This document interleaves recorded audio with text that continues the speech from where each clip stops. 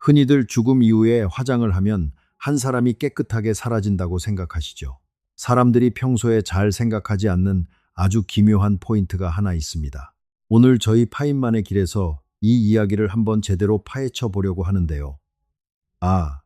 슬픔이나 장례 절차에 대한 이야기가 아닙니다. 물리학자처럼 이 과정을 끝까지 따라가 보면 우리가 알던 죽음의 의미가 완전히 달라진다는 이야기예요. 이 전제는 어쩌면 완전히 틀렸을지도 모릅니다. 상상해 보세요. 70kg의 성인이 화장로에 들어갑니다. 그리고 한두 시간 후 유골함에 담기는 재의 무게는 고작 2에서 3kg. 우리는 이 숫자 차이를 별로 이상하게 여기지 않습니다. 불에 타서 없어진 거지라고 생각하고 넘어가요. 다들 그렇게 생각하시죠? 그런데 말입니다. 이 생각에는 아주 치명적인 오류가 숨어 있습니다. 물리학에는 절대 깨지지 않는 법칙이 하나 있습니다. 질량과 에너지는 무에서 생겨나지도 무로 사라지지도 않는다는 거예요. 형태만 바뀔 뿐입니다. 그렇다면 묻지 않을 수 없습니다. 나머지 67kg은 도대체 어디로 갔을까요? 이걸 한번 가만히 음미해 보세요. 67kg.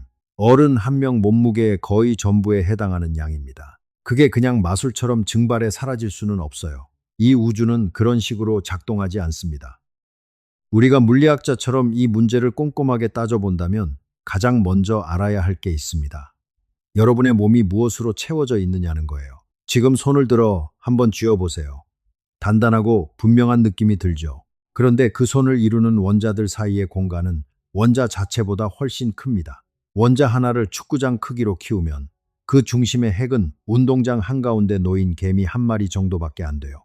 우리 몸은 사실 거의 텅 비어있는 셈입니다. 그리고 그 원자들 가운데 압도적으로 많은 게 물 분자입니다. 70kg 기준으로 보면 약 42에서 50kg이 물이에요. 그 다음으로 많은 게 탄소고요.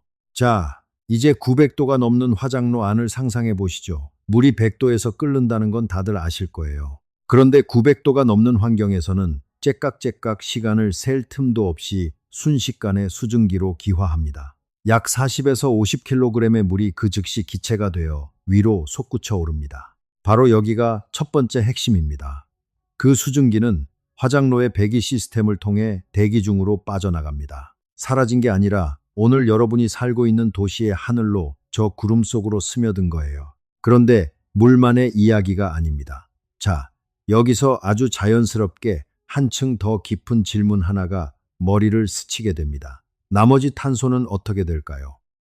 탄소가 산소와 만나서 고온에서 결합하는 과정, 이게 산화입니다. 여러분의 근육, 피부, 뇌의 거의 모든 탄소 원자들이 산소 원자 2개씩과 결합해 이산화탄소 분자가 됩니다. 이산화탄소도 기체이기 때문에 역시 대기 중으로 빠져나가요. 처음 들으면 이게 무슨 소리야 하실 수도 있겠지만 조금만 차분하게 뜯어보시죠. 계산이 맞아떨어지기 시작합니다. 수십 킬로그램의 물이 수증기로, 나머지 대부분의 유기물이 이산화탄소 가스로, 70kg 중 67kg이 어디로 갔는지 이제 설명이 됩니다. 그리고 그 이산화탄소를 나무가 흡수합니다. 광합성을 통해 탄소를 자기 몸에 붙잡아 두고 산소를 내뿜죠.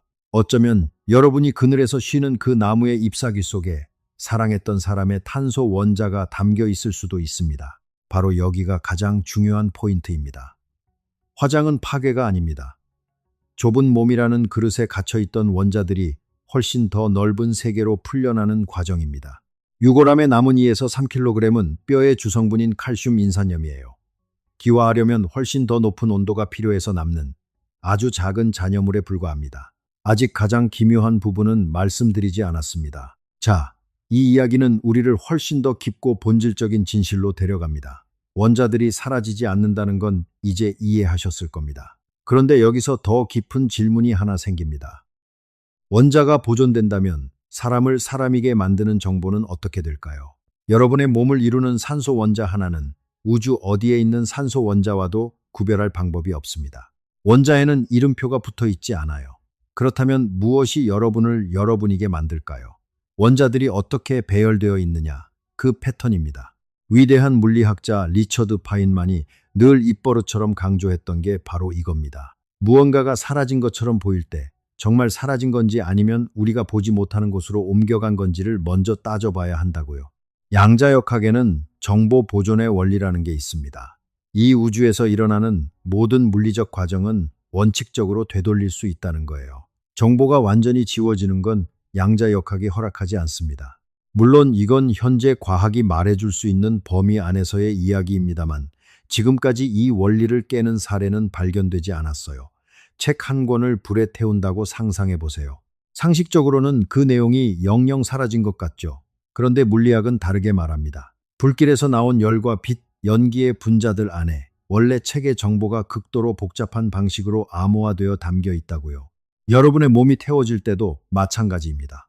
원자들의 움직임 하나하나에 원래 정보가 새겨져 있어요. 우리에겐 그걸 읽어낼 기술이 없을 뿐 우주의 장부에는 그 정보가 여전히 기록되어 있습니다. 바로 여기서부터 상황이 진짜 기묘해집니다. 그렇다면 왜 우리는 대기 중에 퍼진 원자들을 다시 모아서 사람을 되살릴 수 없을까요? 이걸 이해하려면 엔트로피라는 개념이 필요합니다. 서랍 안에 가지런히 정리된 양말을 떠올려 보세요.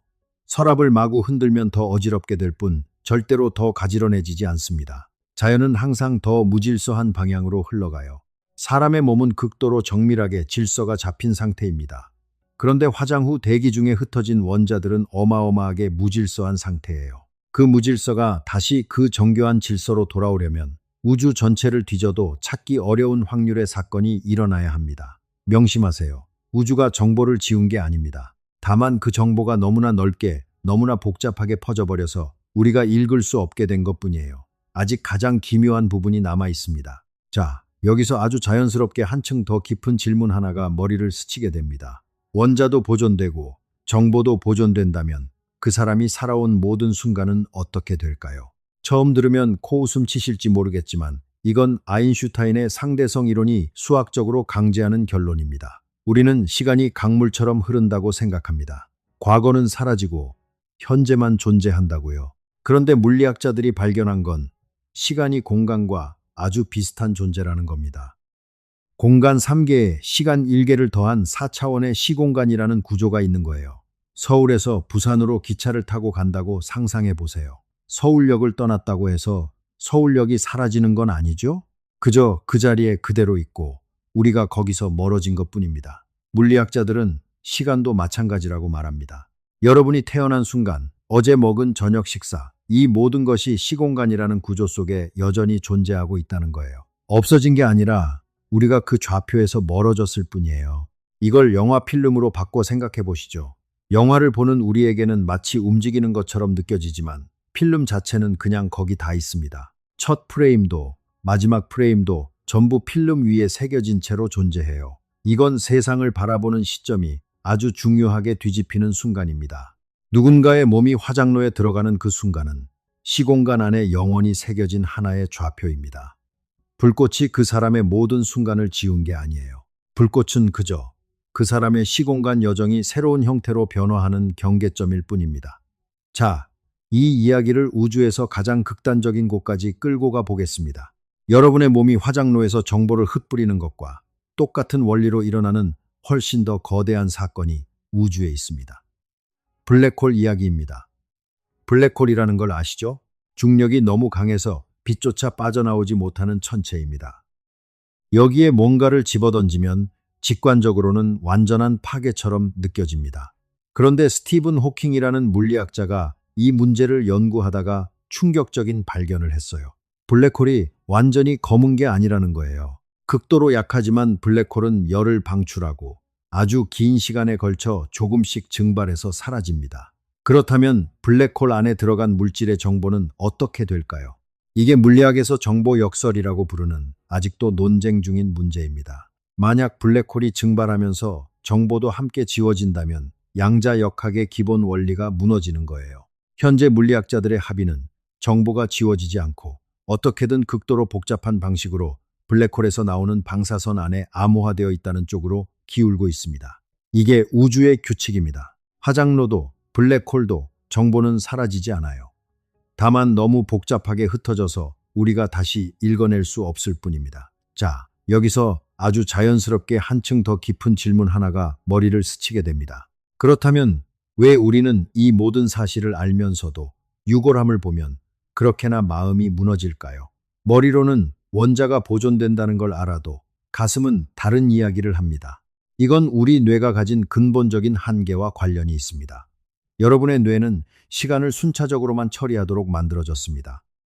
낮은 엔트로피에서 높은 엔트로피로 흘러가는 방향만 인식할 수 있도록 진화가 그렇게 설계해 놓았어요.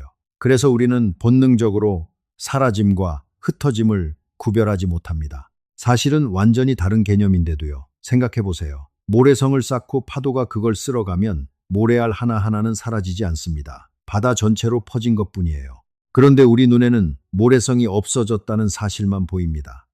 규모가 줄어든 게 아니라 폭발적으로 커졌다는 사실은 우리의 직관이 잡아내지 못해요. 명심하세요. 이건 슬픔이 비합리적이라는 뜻이 아닙니다. 우리의 지각 능력이 시공간의 진짜 구조를 보기에는 너무 좁은 창문이라는 뜻이에요. 자, 여기서 한 걸음 더 들어가 보겠습니다. 정보가 보존된다면 원리적으로는 그 흩어진 원자들을 다시 모아서 사람을 되살릴 수도 있는 것 아닐까요? 양자역학의 방정식들은 시간을 거꾸로 돌려도 똑같이 성립하거든요. 당구공 두 개가 부딪히는 영상을 거꾸로 재생해 보세요. 물리법칙 어디에도 어긋나지 않습니다. 완벽하게 자연스러워 보여요. 그렇다면 화장로의 과정도 거꾸로 돌릴 수 있어야 하는 것 아닐까요? 연기를 모으고 열을 회수하고 모든 원자의 속도를 정확히 반대로 되돌리면요. 여기서 물리학자들이 위상공간이라고 부르는 개념이 등장합니다. 어려운 말이지만 비유로 설명해 드릴게요. 살아있는 사람이 되려면 수백조 개의 세포가 정확한 위치에서 정확한 역할을 하고 있어야 합니다. 그렇게 정렬될 수 있는 방법의 수는 천문학적으로 적어요. 반대로 그 원자들이 그냥 흩어진 연기와 가스가 되는 방법의 수는 거의 무한에 가깝게 많습니다. 이걸 한번 가만히 음미해 보세요. 질서 있는 배열은 단 하나에 가깝고 무질서한 배열은 셀 수 없이 많습니다. 화장로의 열이 원자들을 무작위로 흔들어 놓으면 통계적으로 거의 항상 그 무수히 많은 무질서한 상태 중 하나로 떨어지게 됩니다. 질서로 돌아갈 확률은 0에 수렴할 만큼 작아요. 그러니까 명심하세요. 사람을 다시 조립하는 게 물리 법칙으로 금지된 건 아닙니다. 다만 그 확률이 너무나 낮아서 우주의 나이를 수없이 반복해도 일어나지 않을 확률, 게임에서 우리가 진 것뿐이에요. 화장은 파괴가 아니라 거대한 확률의 바다로의 난파라고 부르는 게 더 정확합니다. 그런데도 아직 가장 어려운 질문이 남아 있습니다. 의식은요, 나라는 느낌, 지금 이 순간 살아있다는 그 경험은 어디로 가는 걸까요? 이건 솔직히 말씀드리면 현재 과학이 확실하게 답할 수 있는 범위를 넘어서는 문제입니다. 이 부분에서는 겸손해야 해요. 그런데 알 수 있는 건 분명히 있습니다. 여러분의 의식은 뇌 속 약 860억 개의 신경세포들이 서로 신호를 주고받으면서 만들어내는 과정입니다. 마치 오케스트라의 모든 악기가 함께 연주할 때 음악이 생겨나듯 수백억 개의 신경세포가 함께 작동할 때 의식이라는 경험이 생겨나는 거예요. 경험을 한다는 건 작동하는 시스템이 필요하다는 뜻이고 그 시스템이 멈추면 경험도 멈춥니다.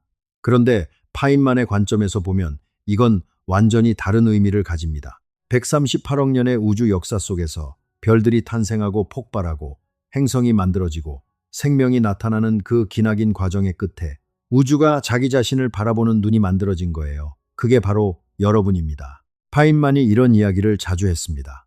우주의 모든 것이 결국 원자로 이루어져 있는데 그 원자들이 서로를 바라보고 있다는 게 얼마나 신기한 일이냐고요. 그 관점에서 보면 의식이 멈춘다는 건 우주가 자기 자신을 바라보는 창문 하나가 닫히는 일입니다. 그런데 그 창문을 이루던 원자들은 그 정보는 여전히 우주 안에 다른 형태로 존재합니다. 결론부터 말씀드리자면 우리가 유골함에 담긴 재를 보며 이게 전부라고 느끼는 건 3차원의 눈으로 4차원의 현실을 보려 하기 때문에 생기는 혼란입니다. 그 사람의 원자들은 지금 도시 전체에 대기 중에 퍼져 있습니다. 수증기가 되어 구름이 되고 이산화탄소가 되어 나무의 잎사귀 속으로 들어가고 먼 곳에 비가 되어 내립니다. 좁은 몸 안에 갇혀있던 원자들이 세상 전체로 퍼진 거예요. 규모가 줄어든 게 아니라 규모가 폭발적으로 커진 겁니다. 그리고 그 사람이 살아온 모든 순간은 시공간이라는 4차원 구조 안에 영원히 새겨져 있습니다. 지워지지 않아요. 그렇다고 슬픔이 틀렸다는 말은 아닙니다. 절대 아니에요. 오히려 그 정반대죠.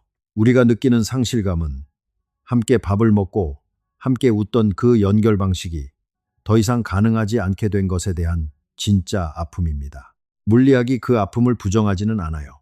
다만 물리학이 말해주는 건 그 사람이 없어진 게 아니라는 겁니다. 다만 우리가 익숙했던 방식으로는 더 이상 만날 수 없게 된 거예요. 비 오는 날 빗방울을 맞을 때, 공원의 나무 아래 서서 바람을 느낄 때, 그 순간들이 어떤 의미에서는 우리가 알게 모르게 그 사람과 연결되어 있을 수 있습니다. 물론 원자 수준에서 완전히 정확한 건 아닙니다. 하지만 대략 이렇게 이해하시면 됩니다.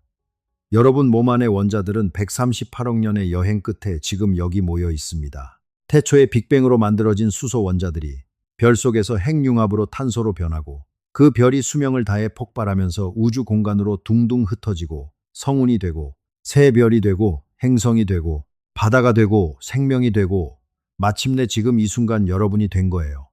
이 여정은 끝나지 않습니다. 형태가 바뀔 뿐이에요. 유골함 안에 그 책가루를 보며 이게 전부라고 느끼는 건 책의 마지막 페이지를 덮으면서 이야기가 사라졌다고 느끼는 것과 같습니다. 이야기는 사라지지 않아요. 페이지를 닫아도 그 이야기는 여전히 거기 있습니다. 그 이야기를 읽은 사람의 마음 속에도, 그 이야기를 통해 자란 나무의 탄소 원자 속에도, 그 이야기가 만들어낸 수증기가 내린 빛 속에도 형태를 바꾸어 계속 존재합니다. 이건 상실이 아니라 변환입니다. 끝이 아니라 전환이에요. 우주는 지금 이 순간도 아무것도 잃어버리지 않고 있습니다. 오늘 밤 잠들기 전에 한 번만 더 생각해 보세요. 지금 이 순간 살아있다는 것, 숨 쉬고 있다는 것, 이 이야기를 듣고 이 생각을 할 수 있다는 것이 얼마나 경이로운 일인지를요. 오늘 이야기가 도움이 되셨다면 구독과 알림 설정 부탁드립니다. 그럼 저는 다음 영상에서 더 흥미롭고 명쾌한 이야기로 여러분을 다시 찾아뵙겠습니다. 안녕히 계세요.